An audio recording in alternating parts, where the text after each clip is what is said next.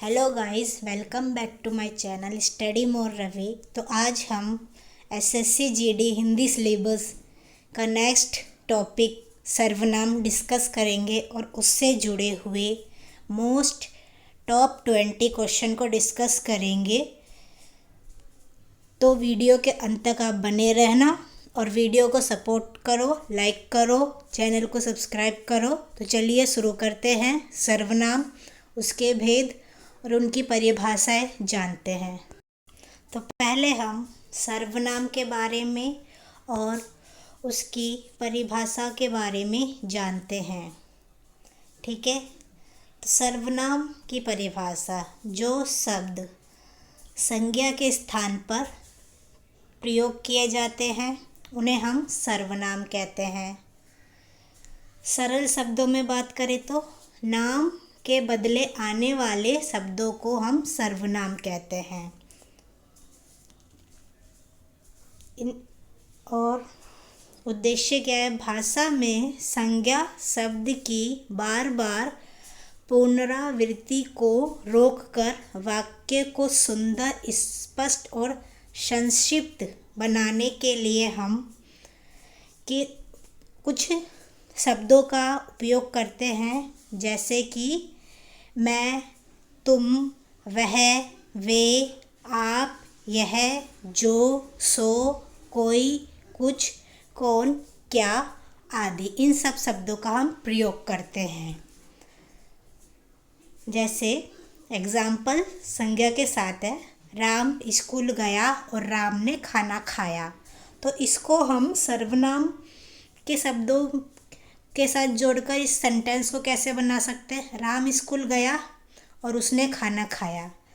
तो ये सर्वनाम के शब्दों का जो है, इससे वाक्य बनते हैं। बार बार उस व्यक्ति का नाम हमें बोलने की ज़रूरत नहीं हो सकती, हम उसे कुछ और शब्दों के द्वारा बोल सकते हैं। जैसे राम स्कूल गया और उसने खाना खाया। ठीक है, चलिए आगे चलते हैं। तो सर्वनाम के भेद के बारे में जानते हैं। तो सर्वनाम के कुल 6 भेद होते हैं।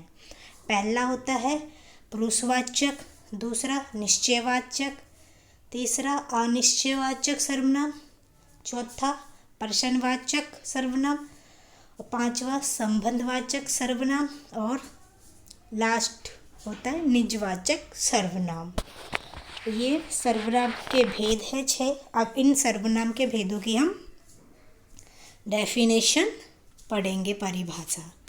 चलिए, पहला हमारा है पुरुषवाचक सर्वनाम। तो इसकी परिभाषा है, जिन सर्वनाम शब्दों का प्रयोग वक्ता के लिए, सुनने वाले के लिए या किसी अन्य व्यक्ति के लिए करता है, शब्दों का प्रयोग, उन्हें पुरुषवाचक सर्वनाम कहा जाता है। जैसे उदाहरण है मैं, हम, तू, तुम, वह, आप, वे। ये सब उदाहरण है पुरुषवाचक के लिए। और इसमें कुछ भेद है। जैसे उत्तम पुरुष कौन होता है? जो बोलने वाला है। एग्जाम्पल मैं और हम। मध्यम पुरुष सुनने वाला, तो उसके एग्जाम्पल है तुम और आप। और अन्य पुरुष क्या होता है? जिसके बारे में बात हो, जैसे वह और वह। तो ये सब पुरुषवाचक सर्वनाम के उदाहरण हैं।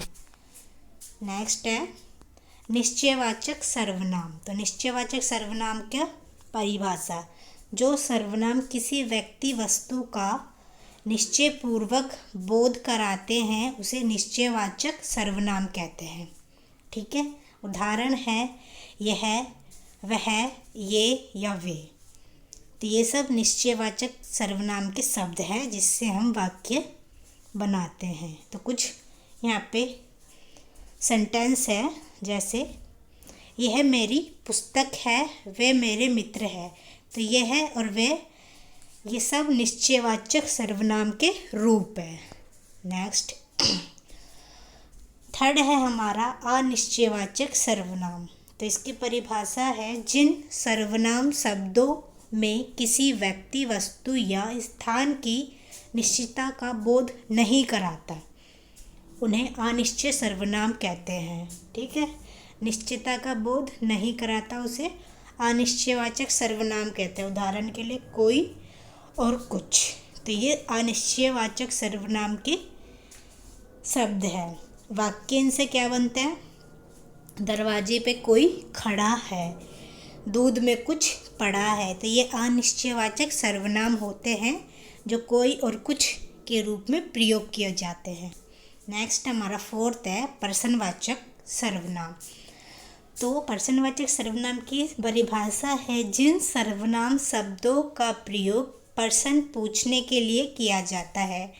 क्वेश्चन पूछने के लिए किया जाता है उसे प्रश्नवाचक सर्वनाम कहते हैं। उदाहरण के लिए कौन, क्या और किसे, तो ये प्रश्नवाचक सर्वनाम के शब्द हैं।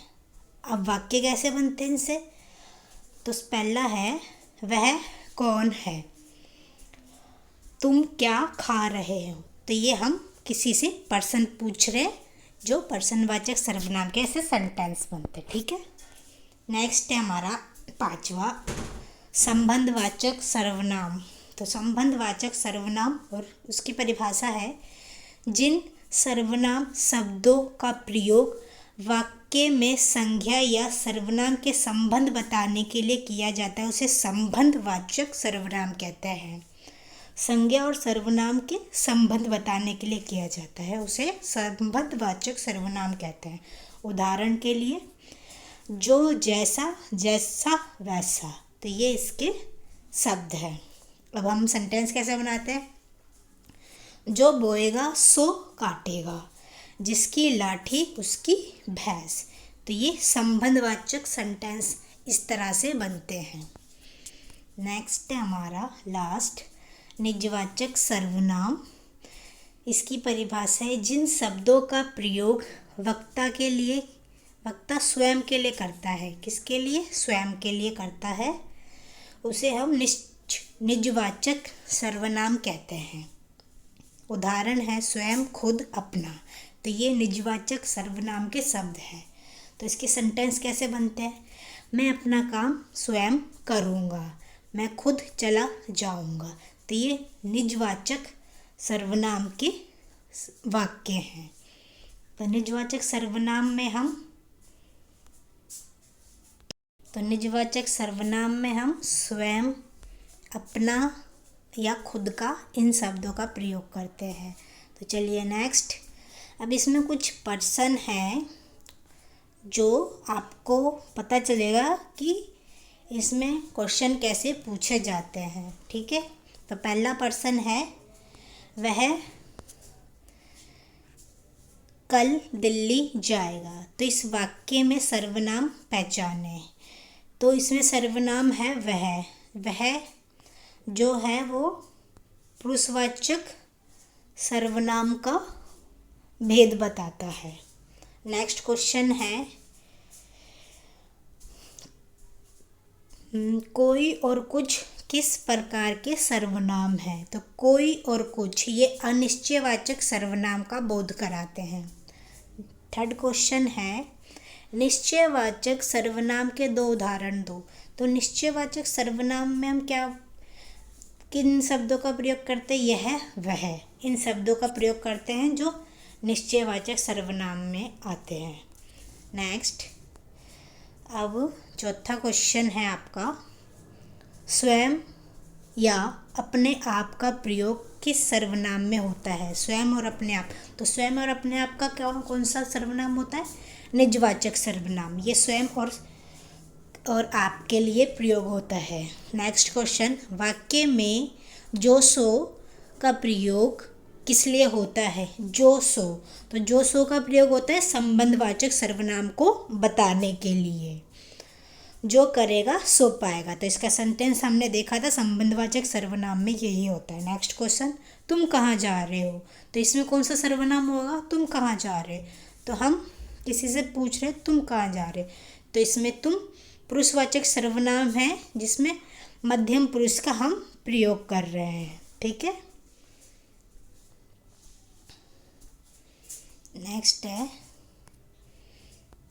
नेक्स्ट हमारा क्वेश्चन, सर्वनाम में कुल कितने भेद होते हैं? 6 भेद होते हैं। कौन कौन से?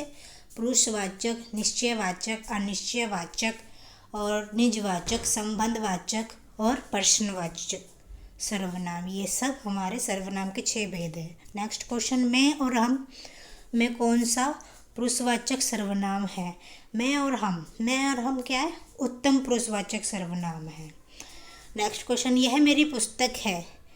मैं, यह क्या है? यह कौन सा सर्वनाम है? यह है निश्चयवाचक सर्वनाम। लास्ट क्वेश्चन है, क्या सर्वनाम पर लिंग का प्रभाव पड़ता है? नहीं, सर्वनाम सब पर लिंग की दृष्टि से कोई बदलाव नहीं होता। जैसे कि वह जा रहा है, वह जा रही है, इसमें किसी लिंग को हम बता नहीं रहे कि स्त्रीलिंग है ये पुल्लिंग है। ठीक है, लिंग का कोई दृष्टि से बदलाव नहीं होता। नेक्स्ट, अब यहाँ पे हम टॉप 20 क्वेश्चन डिस्कस करेंगे जो सर्वनाम शब्द से जुड़े हैं और आपकी परीक्षा में पूछे जा सकते हैं। ठीक है, तो पहला क्वेश्चन है हमारा,